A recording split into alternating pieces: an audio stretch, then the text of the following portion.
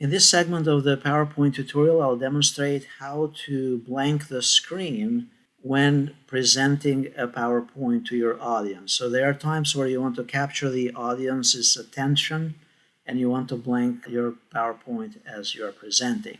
So let's say we go here to the slideshow and we are presenting from the beginning. And now I got to a certain area in my presentation, but now I want the projector or the TV or whatever gadget that you are using to present to be blanked out. So if you press the letter B on the keyboard, that will blank the screen, and then you press any key and it will bring it back up.